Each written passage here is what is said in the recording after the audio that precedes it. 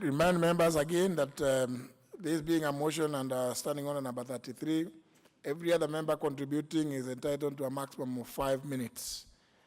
Honorable Soipan.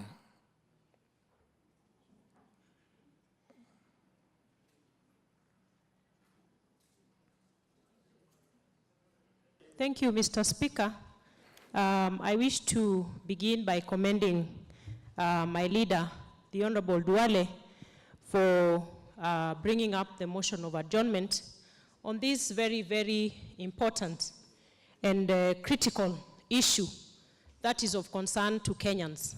Mr. Speaker, in exercise of our responsibility as members of the National Assembly, this is an issue that we cannot ignore at this particular time when Kenyans have been subjected to unnecessary anxiety, unnecessary uncertainties, Mr. Speaker, which are occasioning Kenyans to unnecessary anguish, Mr. Speaker, and anxiety, as I have said. Mr. Speaker, the matter at hand concerns largely the unprecedented ruling of our Supreme Court, which I wish to join many members, many Kenyans, led by His Excellency the President Uhuru, in saying that even as a lawyer, Mr. Speaker,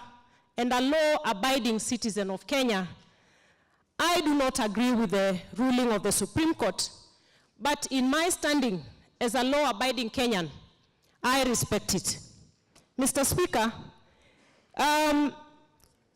we have the Supreme Court ruling which has invalidated the presidential elections and mandated us to go back to the ballot within 60 days. I think that is crystal clear for anybody, Mr. Speaker, to say that within 60 days, as stipulated in our Constitution, we should go back to the ballot, and we respect that decision, like I have said. Mr. Speaker, but we have a very incessant process going on, which I may call theatrics, which is what is occasioning a lot of anxiety to Kenyans, Mr. Speaker, when you hear members of the opposition focusing on anticipated happenings after the 60 days. Why would anybody be concerning themselves with after 60 days, Mr. Speaker? Yet, the law is very clear in stating that the election will be done or should be done or shall be done within 60 days. Mr. Speaker, we can only imagine that these are people who have some, undercut dealings, and I can see our able chair looking at me very sternly, because when you talk about after 60 days, and yet we are within the 60 days within which we should conduct the election, and we have a date given by IEBC legally, then, Mr. Speaker, we must begin to question the motive, the intention of the people who are talking about extrajudicial or extra-legal issues that we are not concerned with as Kenyans as of now. Mr. Speaker, any law-abiding citizen and anybody who may want to consider themselves a leader of this country should be concerning themselves with a process, a legal process, which will give due sanctity to a process where a voter wakes up in the morning, goes to a polling station, makes a decision to say, this is the president I want, or this is the leader I want.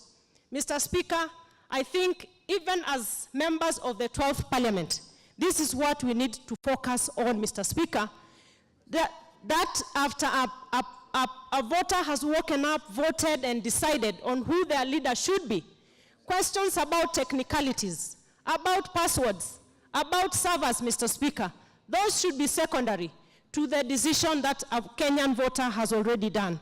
Mr. Speaker, and speaking to the issue, again, which is being,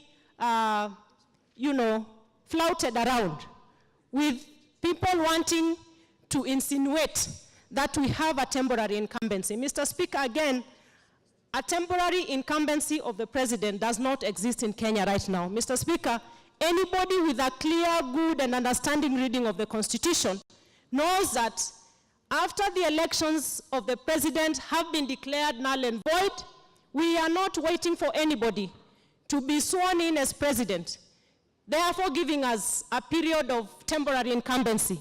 We have not done any elections. As per the Supreme Court ruling, we have a president in place. We have 60 days within which I wish to urge everybody, all Kenyans, to focus on to make sure that when we go back to the ballot on the 26th, every Kenyan is given an opportunity to make their decision, and we sanctify that process. And should there be need, and there is a lot of need even from the reading of the Supreme Court reading, for us to go back to our electoral laws to make the necessary amendments to make sure that we sanctify the decision of the Kenyan voter and not, concern ourselves with technicalities which begin to bring confusion and putting into doubt a decision made by a Kenyan to choose a leader of their choice. Thank you, Mr. Speaker, and I wish to support.